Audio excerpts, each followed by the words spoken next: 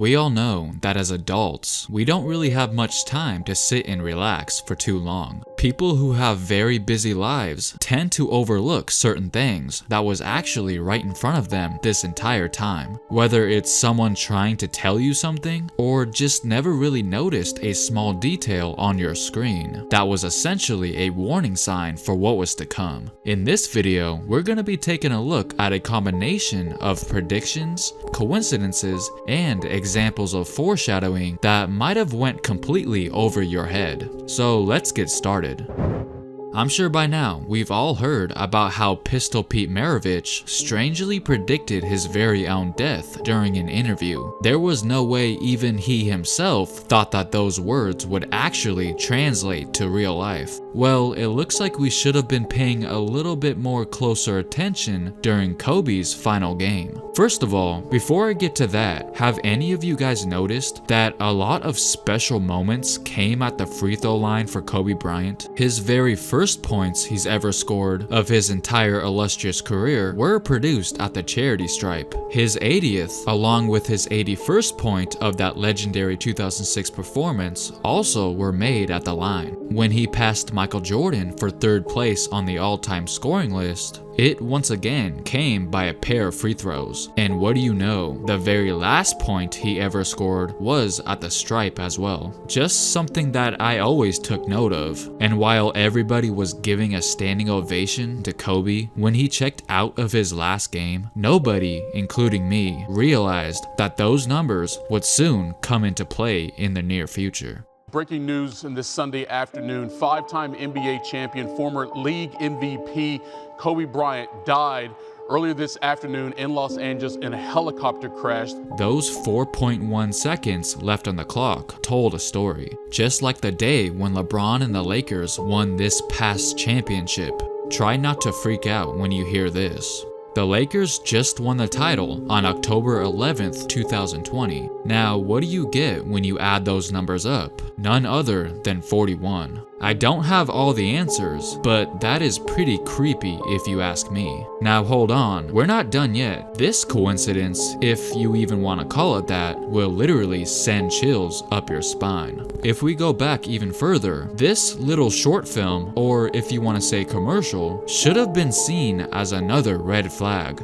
In 2011, Kobe Bryant, Bruce Willis, and Kanye West teamed up with Nike for a project literally titled The Black Mamba. And in it, Kobe relentlessly tries to get his hands on West, while several deadly assassins attempt to try and stop him. Towards the end, it looks like Kanye actually was able to flee the scene, but Kobe, being the assassin he was, picks up some sort of bomb and throws it directly at the helicopter, which, as you can see, causes it to explode. Now, fast forward to the tragic event that took place on January 26th of this year. Many fans were absolutely shocked at the similarity they shared with one another, and as a result, this commercial was resurfacing everywhere on social media. It was almost unbelievable, making many of us question, were they trying to tell us something all along? This is just scary.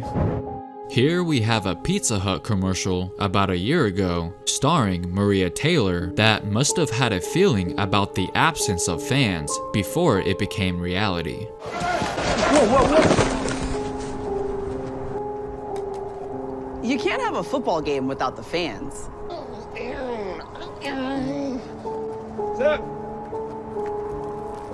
And you can't have football without the hut.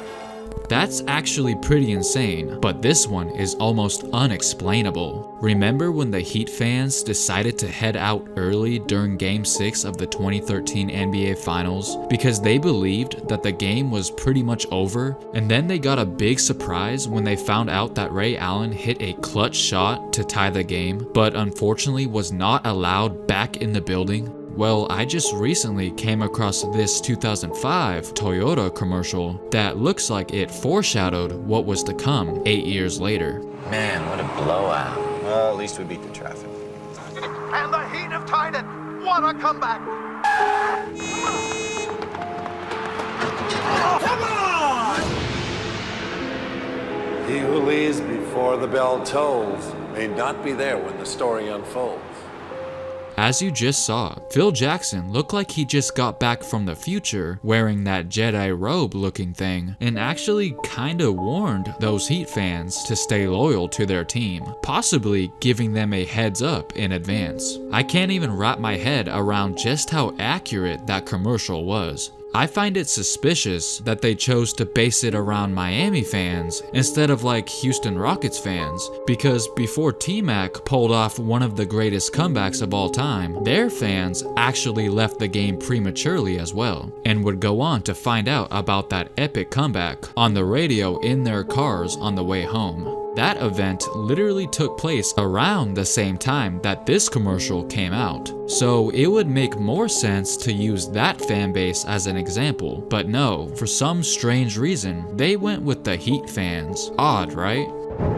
Back in 2016, State Farm teamed up with Chris Paul, Kevin Garnett, DeAndre Jordan, Kevin Love, and Damian Lillard to form a fictional family called the Hoopers. They released several commercials during the NBA playoffs that were a lot of fun, but they had no idea that they unknowingly predicted the following year, 2017 offseason. Well, at least to a certain extent. The first example was when the father of the family, Chris Paul, has a little talk about the birds and the bees to his teenage son, Kevin Love, changing the phrase to the Hawks and the Hornets. Kevin, so I see you're becoming a teenager. Been walking around acting all cavalier. I think it's about time we had that talk about the Hawks and the Hornets. No way. Dad, I'm not gonna talk about that with you. Well, just a year later, I don't know if many people caught this, but the Hawks and the Hornets would actually end up doing business together by trading Dwight Howard. The Hawks sent Howard to the Hornets. Not impressed? Well, this next one is pretty interesting. When Grandpa Garnett was desperately looking around for a pair of clippers so he could cut out coupons for some chicken nuggets, Kevin Love said this. You just saved a bunch of money with State Farm by combining your home and auto insurance. You know what? It is a good deal. But so is saving $2 off these Mile High nuggets. Oh, I love nuggets. That's crazy because the following year, before the draft, Cleveland was actually discussing a serious three-way trade involving Indiana and Denver that would send Kevin Love to none other than the Nuggets, while the Cavs would receive Paul George. It obviously didn't happen, but if you think about it, those very words might have very well came into play and was almost spoken into existence. Now, the last one was when Baby Dame blurted this out, responding to KG's Clipper search. I need to cut these coupons, but I can't find one good clipper in this house to cut it with. I bet you if you look hard enough, you find two good clippers around here. So keep looking. Yeah, that's right. Oh, yeah? Yeah. Where? No good clipper! Which was just another sentence that eventually blossomed into fruition. By him saying no good Clippers, it basically meant bad Clippers. As you all know, Chris Paul would be traded to the Houston Rockets in 2017, while Blake Griffin, JJ Redick, and DeAndre Jordan were all either on the trading block or were seriously considering dipping out in free agency. They were having some real problems within the organization, and it looks like Baby Dame saw it coming. Now sure, these might seem pretty insignificant individually on their own, but collectively, with them all taking place in the same offseason, it's definitely worth talking about. We're gonna end things by taking a look at a prediction that everybody laughed at initially. When Stephen A. Smith said that his dream NBA Finals matchup would be between the Lakers and Heat, back when the season was still young, we didn't really think much of it because he did only say that due to the amazing weather that those cities have. But when J.R. Smith came out and said the same thing, we should have took it more seriously.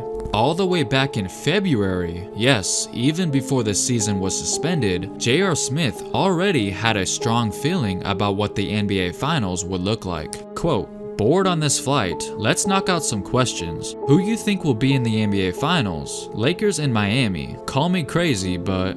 And that's exactly what many fans did. Nobody really believed that would be the finals, because Miami's odds to get there at the beginning of the season did not look very promising. There was no way. JR was just crazy, right? Well, no, he obviously turned out to be correct. and the rest is history. So did JR know something that nobody else did? I only asked that question because he then proceeded to sign with the Lakers just a few months later after that post. So maybe he knew all along. You never really know.